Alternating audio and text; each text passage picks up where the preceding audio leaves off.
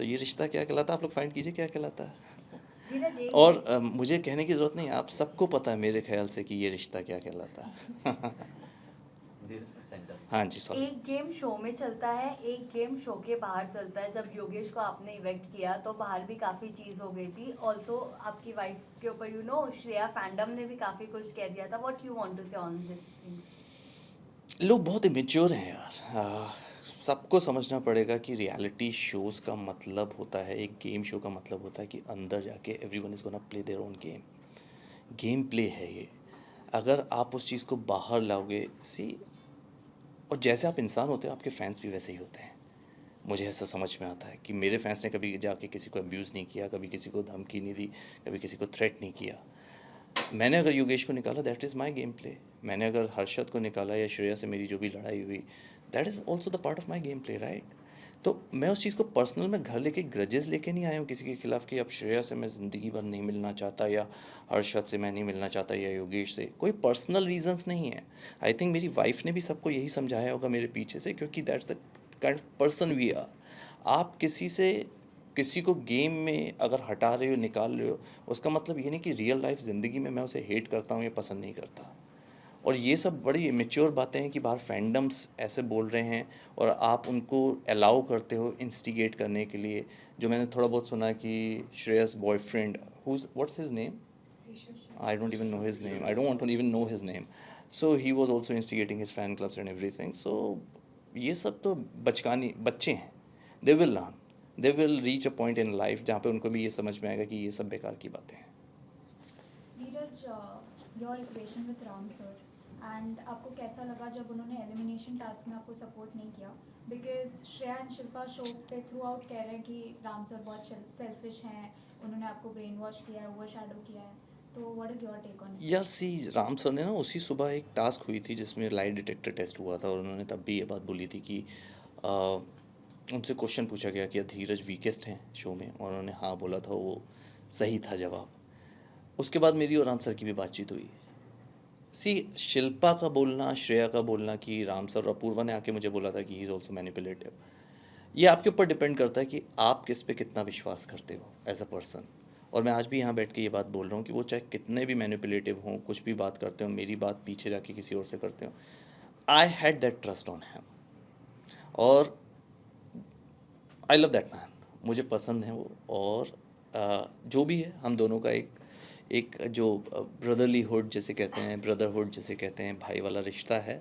और मुझे भी पता है at the end of the day कि वो एक गेम खेल रहे हैं, और मैं वो चीज़ अपने दिल में नहीं लेकर आया कि मैं, और राम सर ने मुझे हेल्प नहीं किया तो मैं निकल गया। वो कर सकते थे, उन्होंने किया जितना वो कर सकते थे, बट मैं अपने दिल में ये नहीं लेके आया कि वो मुझे बचा सकते थे या नहीं बचा सकते थे। ठीक है, that's a kind of person he is, and I respect that. कल को अगर मैं भी उनकी जगह होता और मुझे लग रहा होता कि राम सर, मैं शायद जो उन्होंने रीज़न दिया मुझे कि आप फिज़िकली किसी लड़की को धकेल नहीं सकते उस रेड स्क्वायर के से बाहर, तो मैं भी शायद यही करता। वो दुनिया को क्या दिखाया जा रहा है, that's a different thing, that's a different take, but I still trust that man. One word for your equation with Ram sir and which one? Ram sir is a brother to me, I love that man. Shivangi के साथ मैं थोड़ा सा confuse हो गया हूँ अभी। तो उसको क्या, एक देयर इज़ अ वर्ड ना, एक होता है रिलेशनशिप स्टेटस, दिस एंड एक होता है complicated. Complicated.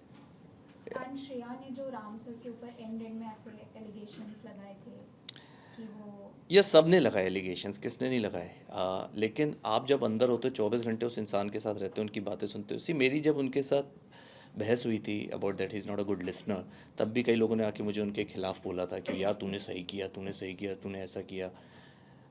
I had my own takes, मतलब मैं किसी की बातों में सुन के किसी से लड़ने वाला ये नहीं, या किसी उनके ओपिनियन अपने ऊपर रखने वाला नहीं हूँ। आई हैड माई ओन ओपिनियंस। मेरे को जब पता था कि राम सर कैसे हैं, राम सर एज इंसान कैसे हैं, और मैंने हमेशा से ना शुरू से एक बात कही थी इस शो में कि असली जो ज़िंदगी वो उस डोर के बाहर है, उसके अंदर नहीं है। It's just a game, and हम 15 लोग वहाँ पे गेम खेलने गए। Let's play your game to the best of your capabilities. Ram sir भी खेल रहे थे, हम सब भी खेल रहे थे। जिसने जीतना है वो जीतेगा, जो बेस्ट खेल रहा है वो जीतेगा। एंड राम सर से मेरा कोई भी ऐसा कुछ भी नहीं है कि मैं राम सर को पसंद ना करूं या कुछ भी। उन्होंने मुझे बहुत सपोर्ट किया, इन अ डिफरेंट वे। जब तबीयत ख़राब हुई, he was always there for me, and he एक उस दिन के बाद तो वो सुनने भी लग गए थे मेरी बात।